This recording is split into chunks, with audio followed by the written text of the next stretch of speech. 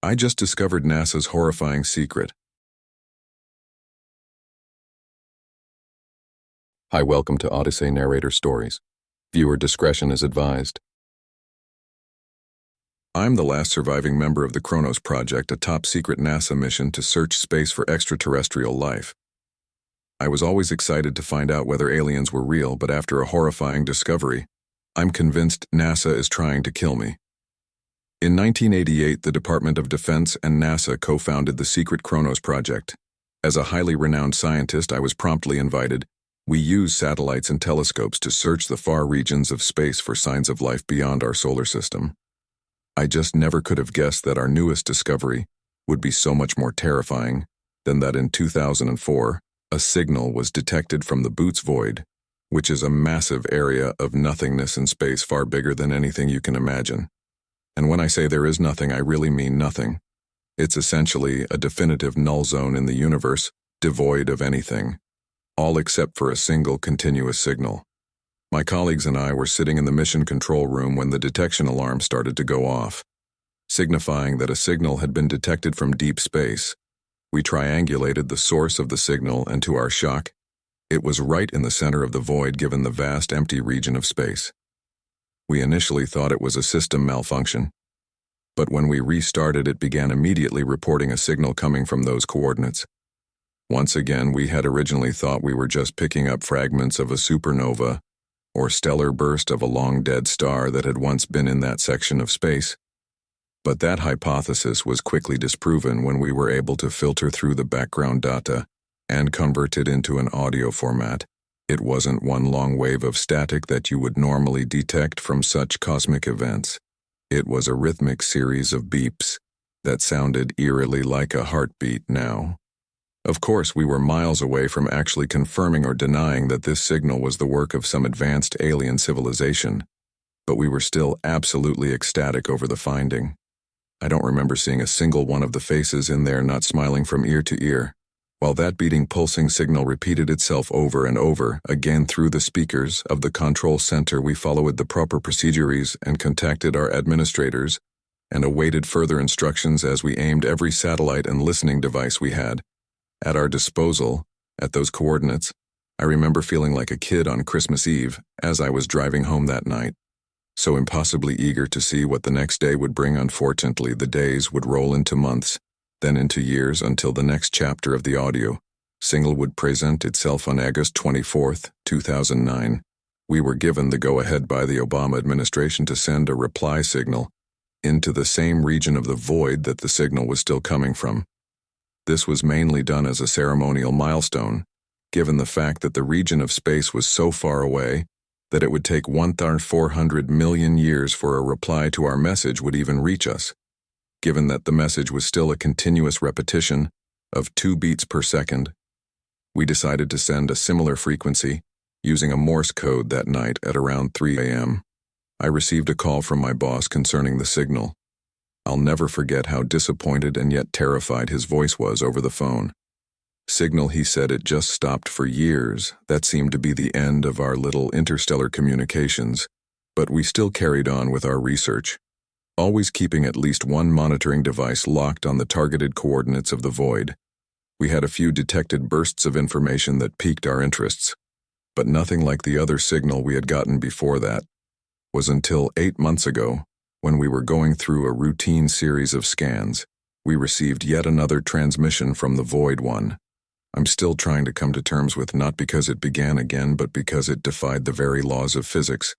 They replied to us in Morse code saying the word goodbye. It was a reply to the message we sent nearly 11 years ago. Somehow, a communication that should have transpired over 1,400 million years took place in just 11. It didn't make any sense. It still doesn't. None of what was happening made any logical sense. And that wasn't even the ridiculous part. As soon as the transmission was received and translated, the empty space around the center of the void began to expand as the surrounding star system seemed to just blink out of existence one by one, like a series of light bulbs being turned off. The stars began to go out. It was almost as if we were watching it occur in real time, which was another astronomical impossibility.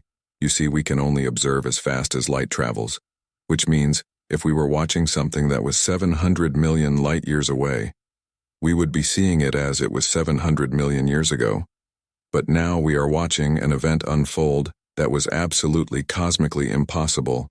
The rate at which the stars were vanishing was expanding the void at a rate of nearly 5 million light-years a minute.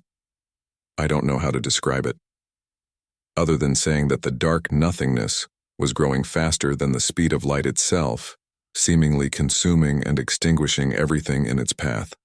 All the while that message just kept ringing throughout the room. I don't know how or why, but very quickly, the implications of this flooded over the control center as my colleagues and I began to realize the gravity of this impossible event. There was no argument amongst us whether this was possible or not. It clearly wasn't. Yet it was happening all the same. At this rate, it will reach the solar system in a little under a year. Said our supervisor, who sounded weak and hoarse. We were all thinking the same thing. In a little under 360 days, this cosmic expanse would reach our very own Earth. We, of course, didn't know what would happen when it did, but in astronomy, you always think of the worst if the sun was somehow extinguished by the void as all the surrounding stars were. It would take a little under a year for the Earth to become an uninhabitable wasteland. That was, of course, even if the planet wasn't completely consumed and absorbed into nothingness as well. Soon, everyone began to understand the severity of the situation and dashed out of the room just as a few others were making their way towards the exit. It suddenly dawned on me as well, the message it must have been, telling us and everything else in its path. Goodbye, whatever was in the void was coming for us, coming for everything at the time. We really weren't thinking of the consequences of our actions. We weren't focused on the repercussions of suddenly jumping ship from a top-secret government program. The only thing racing in our mind was the sweeping wall of nothingness, hurtling towards us faster than the speed of light. I went straight home and drowned myself in a bottle, hoping to wake up the next morning to realize everything was just some crazy dream. I wouldn't be so lucky. Of course, that night at about 1 a.m., I was awoken by my phone when I went to check the unknown caller. It turned out to be one of my colleagues, Dr. Maverick, who was one of the last men to even leave the facility that day. "You've got to run, Adrian," he yelled. Trying to catch his breath, I had wondered at the time what had caused him such physical exertion. "What are you talking about?" I asked, as my head pounded with a throbbing migraine. "They're scrubbing the project cleaning house. Don't you know what that means? You're coming after us." That first sentence was all I needed to sober up. If what he said was true, then word had gotten up the chain of command, and they had now come to knowledge about both the discovery and its implications, as well as the science team's reaction to said implications. If they were scrubbing the project, then we would be the first to be cleaned up. I asked him, "How do you know about this?" He said, "I tried to go over to McGuire's house to discuss possible outcomes about the expansion, but when I got there, his house was burning to ashes, and 2 of our other colleagues won't answer their phones, and on top of all that, I think I'm being followed." At this point, I was terrified for my life. "Are you sure?" I asked, as I made my way to the bedroom window, searching for any sign of government. "Hitman?" "Yes, absolutely. There been a black, unmarked car following me the entire way." He said, "Listen, get the hell out of there right now, while you've still got time, if you're half as smart as I know you are." Those were the last words I heard from him before the signal gave out. I didn't need much more of a warning after that. I quickly got some things together and hit the highway. I've been on the run ever since then, dodging any sign of suspicion by moving state to state, county to county.